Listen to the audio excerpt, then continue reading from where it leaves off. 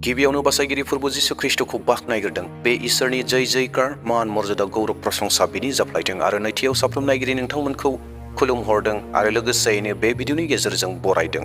अनजाग्रा प्रियफोर, Christian जिउ खुंनायाव आरो लोगोसेयैनो गोथार बाइबेला बे बाथ्राखौ गोबाङैनो स्पष्टयै बुंदों। बे जाहैबाय इसोरजों लोगोसे जोङो सानफ्रोमबो सावरायनांगौ आरो बे सावरायनायानो जाहैबाय आरजनि गेजेरजों। आरजआ जाहैबाय इसोरजों सावरायनायनि मोनसे माध्यम, मोनसे राहा लामा।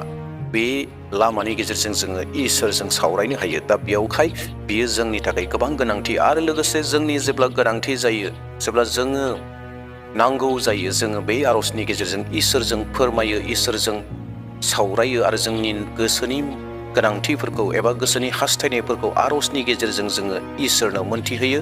बेयावखायनो आरजआ जोंनि थाखाय गोबां गोनांथिथार।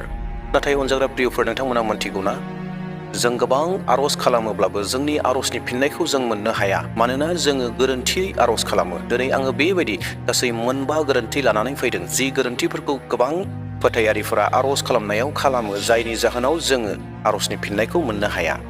प्रियफोर, नोंथांमोना माब्लाबा सानफेरदों जे जोंहा आरज खालामोब्ला गोरोन्थिफोर जायो होननानै? नोंथाङा जुदि माब्लाबाबो सानफेराखैबा दिनैनि बे भिडिअनि गेजेरजों आङो नोंथांनो दिन्थिनो हागोन जे जों जुदि बेबायदि आरज खालामोब्ला जोंनि आरज खालामनाया माब्लाबाबो इसोरजों खोनासंजानाय नङा। दे अब्ला प्रियफोर, बे 9 गोरोन्थिखौ जों नायदोनि। जुदि नोंथांहाबो बे गोरोन्थिया जाबाय थादोंब्ला नोंथाङाबो इसोरनिफ्राय फिननायखौ मोनाखै। दा बेयावहाय नोंथाङा जेन जि समाव आरज खालामगोन, बै आरज खालामनाय समाव जेन नोंथांहा जेन गोरोन्थि जाया, नोंथांनि आरजआ जे इसोरजों गनाय जायो, बेयावहाय बे बाथ्राखौ मोनथिना थानाया गोनांथिथार आरो बे बाथ्राखौ सोलोंनाया गोनांथिथार। मानोना जोङो आरज खालामनाया इसोरजों सावरायनाय जायो आरो जोंनि जुदि सावरायनायानो गोरोन्थि जायोब्ला जोङो मोननांगौखौ मोननाय नङा। अनजाग्रा प्रियफोर, दे अब्ला जोङो भिडिअखौ जागायजेनदोनि। भिडिअखौ जागायजेननायनि सिगाङावनो जायफोरा दिनैसो आंनि चेनेलाव गोदान फैदों, नोंथांमोनखौ खावलायनो हास्थायदों आंनि चेनेलखौ साबस्क्राइब खालामना लागोन, जेन नोंथाङा बेबायदि सोमोनांथाव बाथ्राफोरखौ, इसोरनि बोसोनफोरखौ सोलोंबाय थानो हायो इयुननि समावबो। आरो लोगोसेयैनो बयबो आंनि भिडिअखौ नायनानै मोनसे लाइक होगोन। नोंथांनि लाइक होनाया आंखौ गोबां थुलुंगा होयो गोदान गोदान भिडिअ लाबोनो थाखाय। आरो लोगोसे नोंथाङा सानोब्ला बेफोर बाथ्राफोरखौ जोंनि साफ्रोम फोथायारि लोगोफोरा मोनथिनांगौ होननानै, अब्लाना नोंथाङा बे भिडिअखौ शेयार खालामनानै होनो हागौ। दे अब्ला अनजाग्रा प्रियफोर, बे 9 गोरोन्थिनि बाथ्राखौ जोङो नायदोनि। सेथि गोरोन्थि जिखौ जोङो माब्लाबाबो खालामनाङा, बेनो जाबाय आरजनि समाव गोनांथि नङै राव बाहायनाय। बे बिसयाव इसोरनि बोसोना ओरैहाय बुंदों, माथाइनि 6:7, जेब्ला नोंसोर आरज खालामगोन अब्ला संसारिफोर बादि नंबां जाबां बाथ्राफोरजों गोबाव आरज खालामनो नाङा। गोलाव आरज खालामब्ला इसोरा नोंसोरनि आरज खालामनायखौ खोनासंगोन होननानै नोंसोर दासान। गोनांथि गैयै राव बाहायनाय होननानै बुंनायनि ओंथिया बेनो जाहैबाय, जोङो जेब्ला आरज खालामो अब्लाना सानै हयै, साना लाबानो, सिन्था खालामा लाबानो, जेबो साना लाफानो सासे तन्त्र मन्त्र खालामग्राफोर बायदि, तान्त्रिकफोर बायदि ओरैनो फेट-फेट-फेट-फेटल' बुंबाय थानाय आरजनि बिसय बे बाथ्राखौ बुंनाय जादों। आरज खालामनाया केवल जोङो खुगाजों बेखेवनानै राव बुंनायल' बे नङा। आरज खालामनाय माने ओरैसो, आरज खालामनायनि ओंथिया बेसो, जों जेब्ला आरज खालामो गोसो गोरबोनिफ्राय ओंखारबोनाय बाथ्राफोर जानांगोन, गोसो गोरबोनिफ्राय ओंखारबोनाय सोदोबफोर जानांगोन, जि सोदोबफोरा नोंनि गोसोजों नांजाबनानै दङ, जि बाथ्राफोरा नोंनि गोसोनिफ्राय, गोसो गोरबोनिफ्राय गाबखांनानै ओंखारनाय। बेयावखायनो इसोरनि बोसोना रोखायै बुंदों जे नोंसोर होख्राव होख्राव बुङोब्लाबो, नोंसोर गोलाव आरज खालामोब्लाबो, संसारिकफोर बायदि खालामोब्ला बेखौ खोनासंनाय नङा इसोरा होननानै रोखायै स्पष्ट खालामदों। दा बेवहाय अनजाग्रा प्रियफोर, जों गोबां समाव जोंनि आरज खालामनायफ्राबो बेबायदि जानो हागौ, जेराव गोनांथि गैयै रावफोरखौ बुंनानै होख्रावलाबायदों, समफोर हगारलाबायदों, गोलाव गोलाव आरजफोर खालामलाबायदों। बेबायदि खालामनाया जानाय नङा। नोंथांनि आरज, जोंनि आरज, साफ्रोमबो फोथायारिफोरनि आरजआ बेसो जानांगौ जे गोसो गोरबोनिफ्राय ओंखारनाय। मानोना आरज खालामनायानो जाहैबाय इसोरजों सावरायनाय, जोंनि खुगानिफ्राय, सालायनिफ्राय ओंखारनाय फिट फिट फिट ओंखारनाय बाथ्राफोरजों जानाय नङा आरो बेखौ इसोरा मोजां मोना। हमनानै ला, सासे सुबुङा सानफ्रोमबो फुङाव सिखारनानै बे मोनसे आरजखौनो सानफ्रोमबो खालामबाय थायो, गावनि खुगाजों, गोसो गोरबोनिफ्राय, अन्तरनिफ्राय नङा, नाथाय सा साज्रां खुगानिफ्राय सानफ्रोमबो बेखौ मोनसे आदोद बायदि, हुदा जानायफोर बायदि, हुदा बायदि बियो खालामबाय थायो। अनजाग्रा प्रियफोर, इसोरा बेबायदि हुदा जानाय आरजखौ हास्थाया। इसोरा हास्थायो गोसो गोरबोनिफ्राय ओंखारबोनायखौ इसोरा हास्थायो आरो इसोरजों लोगोसे गोसो गोरबोजों सोमोन्दो लानायखौ। आरो मोनसे फोथायनांगोन जाहैबाय, इसोरा आंनि आरजखौ खोनासङो, बेखौ फोथायनायजों इसोरनियाव आरज खालामबाय थानांगोन। हुदा बायदि नङा, गाबख्रावनायजों नङा, गोलाव खालामनायजों नङा, नाथाय गोसो गोरबोजों जानांगोन। दे अब्ला प्रियफोर, दानाबा जोङो नैथि थांदोनि नैथियाव जोङो जि मिस्टेकखौ खालामनो नाङा बेखौ नायदोनि। बेनो जाहैबाय गावनिखौल' साननानै आर'ज खालामनाय। बे बिसयाव इसोरनि बोसोना ओरैहाय बुङो, जाकब 4:3 नोंसोरो बियो नाथाय मोना, मानोना नोंसोरनि साननायफ्रा गाज्रि। नोंसोरो गाव गावखौ गोजोन होनोल' बियो। गावनिखौल' साननानै आर'ज खालामनाया बेनो जे बियो केबल गावनि थाखायल' आर'ज खालामबाय थागोन, गावनि उन्नतिनि थाखाय आर'ज खालामगोन, गावनि सुबिदानि थाखाय आर'ज खालामगोन, गाव मोननो थाखायल' आर'ज खालामबाय थागोन। बेखौनो सेल्फिश प्रेयार होननानै बुङो। इसोरनि बोसोन गोथार बाइबेला जोंखौ फोरोङो, जों केबल जोंनि थाखायल' सेल्फिश प्रेयार खालामोब्ला बे जानाय नङा। इसोरा जोंखौ बेखौसो फोरोंदों, गुबुननि थाखायबो आर'ज खालाम, गुबुननि थाखायबो बिस', गुबुननि मोजांनि थाखाय खामानि माव, गुबुननि मोजांनि थाखाय आर'ज खालाम। बेखौसो जिसु ख्रिस्ट'आ जोंनिफ्राय हास्थायो। अनजाग्रा प्रियफोर, बेनो जाहैबाय जोंनि सैथो आर'ज। जों जुदि गावनिखौल' हास्थायनानै आर'ज खालामोब्ला बेखौ इसोरा माब्लाबाबो नाजावनाय नङा। हमनानै ला, सासे मानसिया इसोरनिफ्राय धोन दौलत, बोलो, मान सन्मान मोननो थाखाय आर'ज खालामदों, जेन बियो गावखौ गुबुननिख्रुइ देरसिन दिन्थिनो हायो, मोजां दिन्थिनो हायो, बोलोगोरा दिन्थिनो हायो आरो गावनि लुबैनायफोरखौ सुफुंजोबनो हायो। बिनि थाखायसो बियो जिसु ख्रिस्ट'नाव बेबायदि आर'ज खालामदों आरो बेबायदि आर'ज खालामनायखौ जिसु ख्रिस्ट'आ माब्लाबाबो नाजावा आरो मोजां मोना। नाथाय बिनि उल्थायै जेब्ला सासे फोथायारिया बेबायदि आर'ज खालामगोन जे आंनो बेबायदि खाबु हो जे आं गुबुनखौ मदद होनो हायो, गुबुनखौ हेफाजाब होनो हायो, आंनो बेबायदि खाबुफोरखौ दिन्थिनानै हो इसोर होननानै जेब्ला आर'ज खालामगोन आरो आं नोंखौ खुलुमबाय थानो मोनो, बिनि खाबुखौ आंनो हो होननानै जेब्ला आर'ज खालामगोन, अब्लाना इसोरा नाजावगोन आरो बिनि बिनायखौ खोनासंगोन आरो होगोन।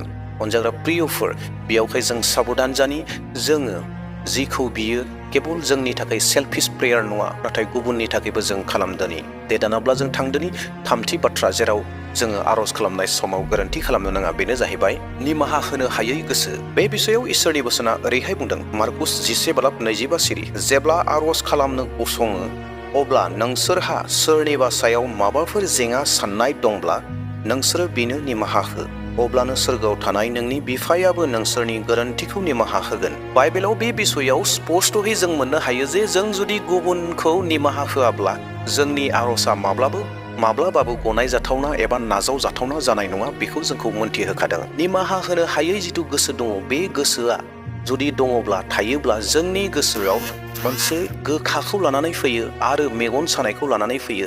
आरो जेब्ला जोंनि गोसोआव बेबायदि गोखा गाज्रि साननाय, मेगन सानाया थायो, अब्लाना जोङो इसोरनि अननाय, दया, अनुग्रहनिफ्राय जोङो गोजान जायो। बेनिखायनो जेब्ला जोङो आर'ज खालामनो गसङो, जेब्ला आर'ज खालामनो जोङो जिरायो, बै समाव जोंनि गोसोखौ जोङो गोथार खालामग्रोनांगौ।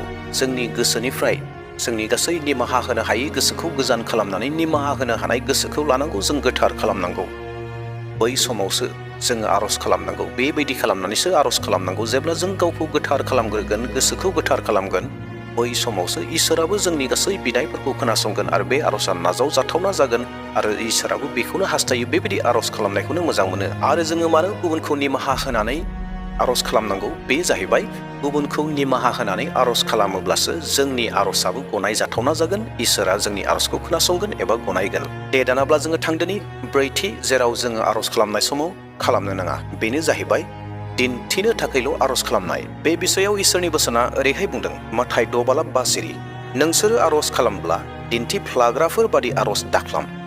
बयबो नुनाय बादि दिन्थिफ्लाग्राफ्रा खुलुमग्रा न'फोराव आरो लामा सकफोराव गसंनानै आर'ज खालामनो मोजां मोनो।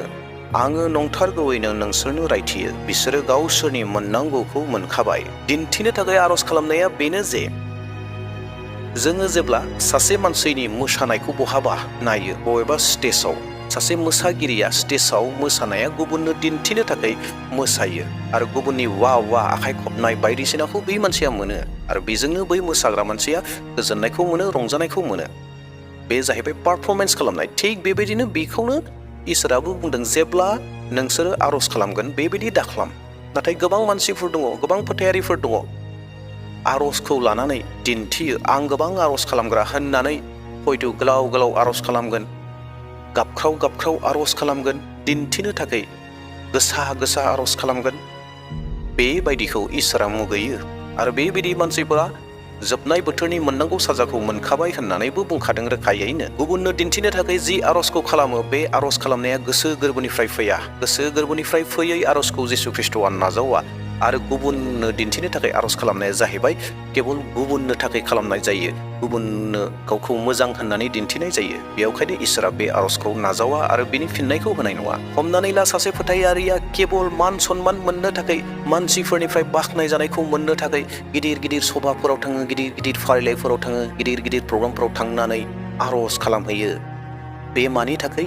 केवल मानसिफोरनिफ्राय मान सन्मान मोननो थाखायल'सो बे बेक्तिया बेखौ मावो आरो बेबायदि मावनायखौ इसोरा माब्लाबाबो नाजावा आरो मोजां मोना। बिनि उल्थायै जेब्ला सासे मानसिया बेबायदिहै आर'ज खालामगोन, निजोम गावनि न'आव, गावनि थानाय खथायाव सिरि सिरियै गोसो गोरबोनिफ्राय अन्तरनिफ्राय इसोरजों प्रार्थना खालामगोन, सावरायगोन, बेखौसो इसोरा मोजां मोनो आरो बेखौ नाजावो आरो इसोरनि नोजोराव बै मानसिया गियानि, इसोरनि नोजोराव बै मानसिया सन्मान गोनां, मान गोनां, धोनि। इसोरा बेखौसो हास्थायो। दे अब्ला प्रियफोर, जोबथा बाथि जेखौ जों मावनो नाङा बेखौ बुंना होनो हास्थायबाय। बेनो जाहैबाय फोथायनाय गैयै आर'ज खालामनाय। बे बिसयाव इसोरनि बोसोना ओरैहाय बुंदों, जाकुब 7:6 सिरि आरो 7 सिरि। नाथाय नोङो जेब्ला आर'ज खालामो अब्ला नोङो मुंबो गोनो गोथो खालामालाबा फोथायनायजों बिनो नांगौ। मानोना जायहा गोनो गोथो खालामो बियो बारनि बुनायजों जाखांनाय लैथोनि दोहौ बादि बारजों बुखारलांजायो। बेबादि मानसिफ्रा फोरबोनिफ्राय माबाफोर मोननो बरसा दाखालामथों। सासे मानसिया जेब्ला आर'ज खालामो, बे मानसिहा जुदि फोथायनाय गैयाब्ला बिनि आर'ज खालामनाया आबुं आर'ज खालामनाय नङा। जेब्ला जोङो आर'ज खालामो, जोंनि गोसोआव बे फोथायनाया थानांगोन, आङो जिखौ बिदों, जि आर'जखौ खालामगासिनो दङ, बे आर'जनि फिननायखौ इसोरा आंनो होथारगोन होननानै बे फोथायनायखौ लागारबो लाखिनानैसो आर'ज खालामनांगौ। जुदि सासे मानसिया फोथायनायानो गैयाब्ला, फोथायनायनि आर'ज खालामाखैब्ला, बिनि आर'ज खालामनाया लोरबांथि आरो बिनि गोसोआव गोबां लोरबांफोरा दङ आरो बिनि आर'जआ माब्लाबाबो नाजावजानाय जानाय नङा। बेयावखायनो ओरैहाय बुङो, फोथायनाय गैयाब्ला जेबो गैया होननानै। हमनानै ला सासे फोथायारिया इसोरनियाव माबा मोनसे समयसानि थाखाय आर'ज खालामदों, बै समयसानिफ्राय गनो थाखाय, समयसानिफ्राय समाधान मोननो थाखाय आर'ज खालामदों। नाथाय बिनि गोसोआव बेबायदि मोनसे सन्देह दङ जे इसोरा आंनि आर'जनि फिननायखौ होगोन ना होआना, आंनि समयसानिफ्राय आंखौ गहोगोन ना गहोआना होननानै बेबायदि जुदि सन्देह दङब्ला बिनि आर'जआ गोग्गो आर'ज नङा, बोलोगोरा आर'ज नङा। मानोना बेहा इसोरनि सायाव फोथायनायानो गैया। बिनि उल्थायै बेयावखायनो जोंनि जिथु आर'ज जानांगौ, बे आर'जआ जाहैबाय इसोरनियाव फोथायनानै आर'ज बिनाय जानांगोन, इसोरनियाव कमप्लिट फोथायनायखौ लाखिनांगोन, अब्लानो जोङो आर'जनि फिननायखौ मोनगोन आरो बे आर'जआ नाजावजागोन। अनजाग्रा प्रियफोर, बेफोरनो जाहैबाय गासै मोनबा गोरोन्थिफोर जिखौ जोङो खालामनाङा आरो जिखौ जोङो खालामोब्ला आर'जनि फिननायफोरखौ मोना। बेयावखायनो बाइबेला जोंखौ मोन्थिहोदों, अनजाग्रा प्रियफोर, सैथोयै आर'ज खालामनाया जोंनि आर'जखौ इसोरनिसिम लानानै थाङो। बेल' नङा, नाथाय सैथो आर'ज खालामनाया जोंनि जिउआव मोनसे सान्थिखौ लानानै फैयो आरो जोंनि जिउआव इसोरजों लोगोसे सोमोन्दोखौ बोलोगोरानिख्रुइबो बोलोगोरासिन खालामो। दा बेयावहाय प्रियफोर, जों गोबां फोथायारिफोरा आर'ज खालामो, नाथाय गोबां समाव जोङो बेफोरबायदि गोरोन्थिफोरखौ खालामनानै लायो, जायनि जाहोनाव जोंनि आर'जनि फिननायखौ जोङो जिसु ख्रिस्ट'निफ्राय मोननो हाया। दा बेयावहाय बे मोनबा बिसयखौ नोंथांमोना गावनोबो ध्यान खालामदो आरो नोंथांहा जुदि बे मोनबा गोरोन्थिया दङब्ला, बे मोनबा गोरोन्थिनि गेजेराव बबेबा मोनसे गोरोन्थिया दङब्ला नोंथाङा बेखौ सुद्रायनानै लादो। दिनैनि भिडिअखौ नायनायनि गेजेरजों नोंथाङा बे बिसयखौ मिन्थिनो हाबाय। दा बेवहाय अनजाग्रा प्रियफोर, सैथो आर'ज खालामनो सोलोंदो, बेफोरबायदि गोरोन्थि आर'ज खालामनायखौ नागारनानै सैथो आर'ज खालामदो। दे अब्ला प्रियफोर, उननि समाव मोनसे गोदान भिडिअ लानानै फैफिनबावसिगोन। दिनैनि थाखाय बेसेयावनो दोनथ'नोसै। प्रेज द लर्ड, हालेलुया, जेमोसै होनना आंनि भिडिअखौ बेसेयावनो दोनथ'बाय। बयहाबो सुख सान्ति जाथोंसै। आमेन।